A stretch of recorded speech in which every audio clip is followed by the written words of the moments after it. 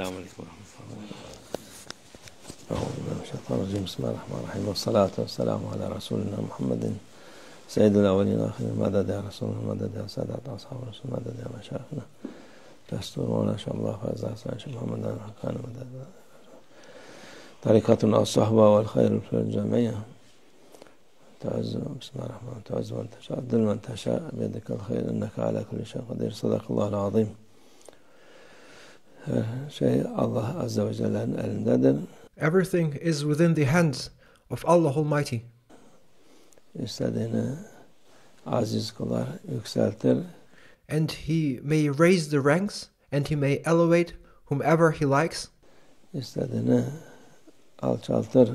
And He may degrade and humble and lower the ranks of whomever He likes. Buna iman eden insan rahat eder. Those who believe in this, that everything is within the hands of Allah Almighty, will find peace. Allah'la beraber olan aziz olur. And those who are with Allah Almighty, they will be blessed and their ranks will be elevated. Allah'la beraber olan yüce olur. Those who are with Allah Almighty will be honored and will have high stations. Onunla beraber olmayan zelil olur yani. And those who are not with Allah Almighty will be ruined. Kıymetsiz demek. They will be ruined to the extent that they will have no value. İtibarsız demek. They will lose their esteem and they will lose their reputation. İzzet Allah Azze ve Celle'yle beraber olmaktır. Honored and dignified are those who are with Allah Almighty. To be with Allah Almighty is honor. Onunla beraber olan muhakkak onun derecesi yüksektir. And those who are with Allah Almighty will certainly have an elevated station and rank. Onunla beraber olmayan, ona karşı olanlar istediği kadar insanlar onu yüceltsin, o faydası yok.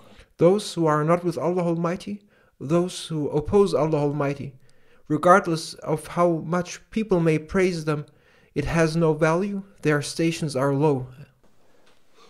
Çünkü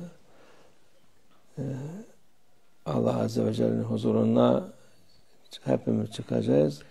All of us will be brought in front of Allah Almighty to the divine presence. Allah Azze ve Celle'nin beraber olan, Allah'ın sevdiği kulla beraber olan kurtulur. And we will be held accountable in front of our Lord Allah Almighty. And those who were with Allah Almighty and those who were with those whom He Almighty Allah loved will be saved. Onun için sevdiğini kimi seviyorsan onunla beraber olsun diyor Peygamber. Onunla haşr olursun kıyamet günü. Our beloved Prophet, peace and blessings be upon him, told us that we will be resurrected on the day of judgment with those whom we loved. Onun için iyi insanlarla sev, Peygamber Efendimiz'i sev, evliyaları sev.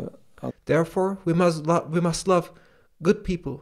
We must love the Prophet, peace and blessings be upon him. We must love the friends of Allah Almighty, the awliyaullah. We must love Allah Almighty. Allah Azze ve Celle'yi sev ki kurtulasın.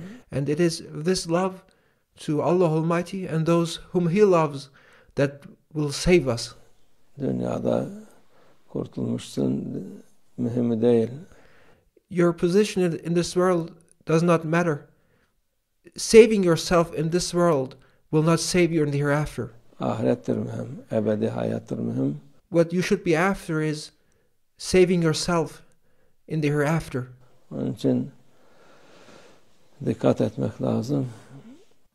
What is important is the life hereafter, and therefore we need to be very cautious. Ona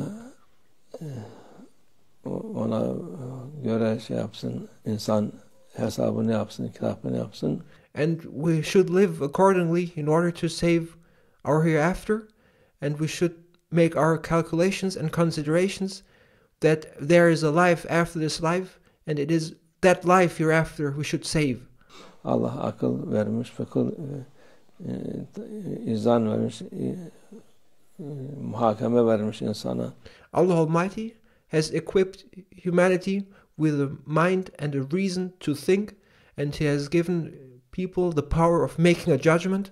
İnsanın hayvan gibi değil, hayvanın akıl yok zaten, hayvanda bir beyin var. People are not like animals. Animals, they have a brain, but they do not have the power to reason, to think, or to make a judgment. Da ancak yiyip içip çiftletmek için, başka türlü değil. Animals eat and drink and reproduce. That is all what their life is about. Ama insanoğlu iyi kötü kandırılmış olabilir.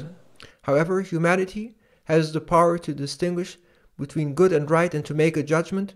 It may happen that a person may be deceived. Kandırılmış olabilir.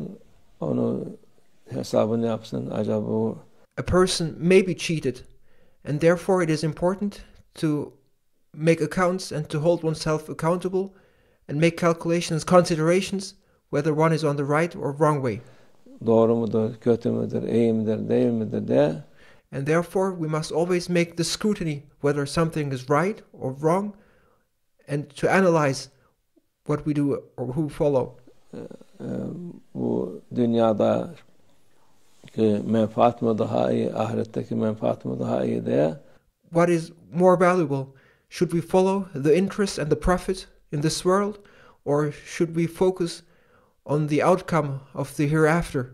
Ona göre hesabını yapıp da kimi seveceğini, kimi sevmeyeceğini bilsin inşallah. And we should make our calculations and considerations accordingly, and taking this into consideration, thinking about what is more important, this life or the hereafter, will help us and guide us towards making the right decisions of who we should love and who we should not love. Allah iyiler sevdirsin bize ki May Allah Almighty make us love the good ones, iyilerin olalım, Allah'la beraber olalım. so that we may be with the good ones, so that we may be with Allah Almighty. Amin. Allah tevfik. El Fatiha.